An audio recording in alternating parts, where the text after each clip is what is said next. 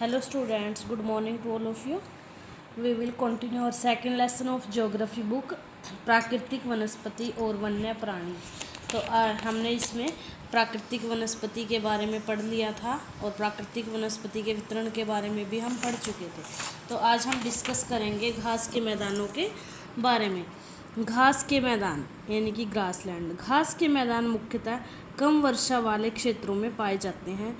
विस्तृत रूप से विश्व के घास के मैदानों को दो भागों में बांट सकते हैं। एक फर्स्ट है हमारा समशीतोष्ण घास के मैदान और सेकंड है उष्ण कटिबंधीय घास के मैदान। तो उष्ण कटिबंधीय घास के मैदानों के बारे में हम डिस्कस करेंगे। इन्हें सवाना भी कहते हैं। जो उष्ण कटिबंधीय घास के मैदान होते हैं इनको सवाना भी कहा जाता है। ये भूमध्य रेखा के एक ओर पाए जाते हैं जो उष्ण कटिबंध तक फैले हैं और ये विश्व के विभिन्न देशों के विभिन्न नामों से यानी कि अलग अलग देशों में ये अलग अलग नामों से जाने जाते हैं। अमेरिका में ये पार्कलैंड कहलाते हैं। वेनेजुएला और कोलंबिया में इनको क्या कहा जाता है, लेसोन्स, ठीक है। और जबकि ब्राज़ील और अर्जेंटीना में ये पंपास के नाम से जाने जाते हैं। और इन क्षेत्रों में वर्षा सामान्य होती है यानी कि ना तो ज़्यादा और ना कम। यहाँ उगने वाली घास बहुत ऊंची 3 से 4 मीटर तक ऊंची होती है यानी कि इतनी ऊंची घास होती है जिसकी जो लंबाई होती है वो होती है 3 से 4 मीटर। ये घास के मैदान बहुत से जीव जंतुओं के आवास हैं यानी कि इनमें बहुत सारे जीव जंतु रहते हैं। हाथी, जेब्रा, जिराफ, हिरण, तेंदुए इत्यादि जंतु इन घास के मैदानों में पाए जाते हैं। नेक्स्ट है समशीतोष्ण घास के मैदान।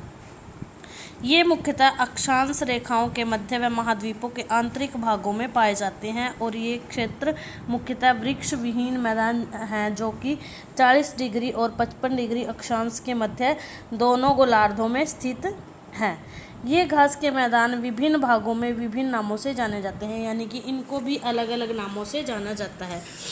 यूरोप में ये स्टेपी, उत्तरी अमेरिका में प्रेरी और दक्षिण अमेरिका में पंपास, दक्षिण अफ्रीका में वेल्स और ऑस्ट्रेलिया में डाउन के नाम से इनको जाना जाता है। और इन क्षेत्रों में उगने वाली घास छोटी एवं पौष्टिक होती है। जंगली भैंस, एंटीलोपिस एवं जंगली भैंसा इत्यादि समशीतोष्ण क्षेत्र में पाए जाने वाले मुख्य जीव जंतु हैं।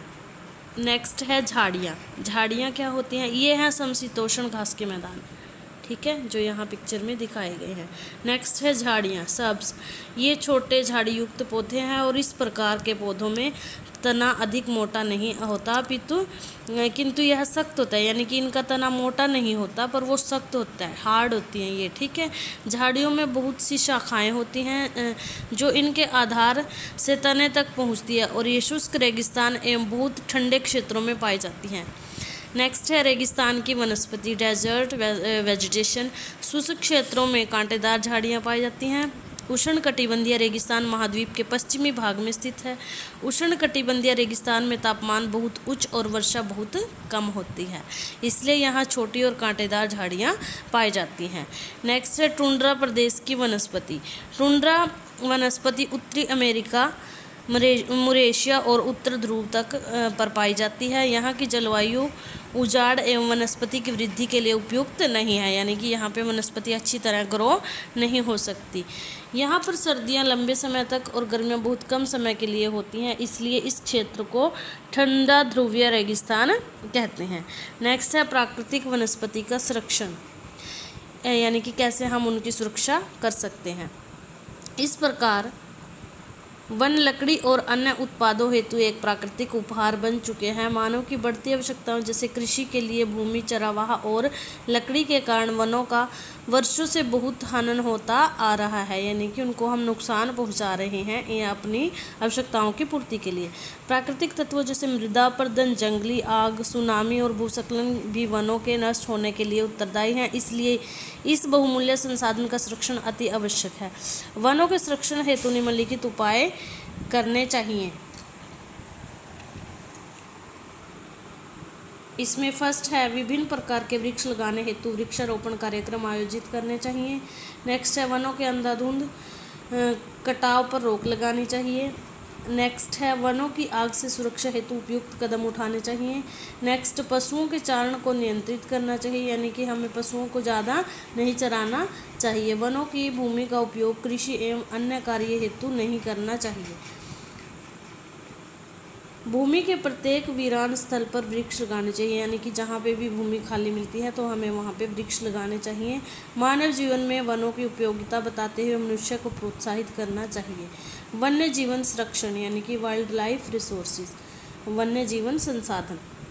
वन्य जीवन के अंतर्गत सभी वन्य जीव जैसे पेड़ पौधे, जीव जंतु आदि एवं उनका स्वभाव आते हैं। प्राकृतिक पर्यावरण में एक नियंत्रण बनाए रखती है। ये वन्य जीव हैं, ये प्राकृतिक पर्यावरण में एक नियंत्रण बना के रखते हैं, और यदि कुछ प्रजातियां, मुख्य प्रजातियां इनसे खिलवाड़ न करें तब ये उसमें नियंत्रण अच्छे से बना के रखते हैं। लेकिन विश्व के कुछ भागों में मानव की प्रतिक्रियाओं ने बहुत सी प्रजातियों के प्राकृतिक आवास के साथ खिलवाड़ किया है, और उनके अपने आर्थिक लाभ एवं मनोरंजन के लिए शिकार करने से जंतुओं और पक्षियों की बहुत सी प्रजातियां लुप्त हो गई हैं और बहुत सी लुप्त होने के कगार पर आ गई हैं। नेक्स्ट है वन्य जीवों का वितरण। पृथ्वी के प्रत्येक भाग पर जीवों का एक मिश्रण है। वन घास के मैदान एवं रेगिस्तान जीव जंतुओं को एक प्राकृतिक आवास उपलब्ध कराते हैं।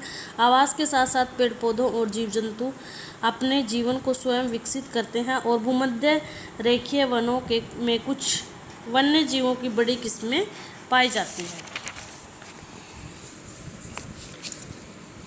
अब हम एशिया के बारे में पढ़ेंगे। एशिया में वन्य जीवों की बड़ी किस्म पाई जाती है। शेर, चीते, हाथी, बंदर और तेंदुए उष्णकटिबंधीय क्षेत्रों में पाए जाते हैं। लोमड़ी, भालू एवं सारस समशीतोष्ण क्षेत्र में पाए जाते हैं। मुलायम बालों वाले जानवर जैसे कि वन बिलाव, उदबिलाव, सेबल, ध्रुवीय भालू, मस्कोक्स और ध्रुवीय लोमड़ियाँ टैगा एवं ध्रुवीय क्षेत्रों में पाई जाती हैं। नेक्स्ट है अफ्रीका।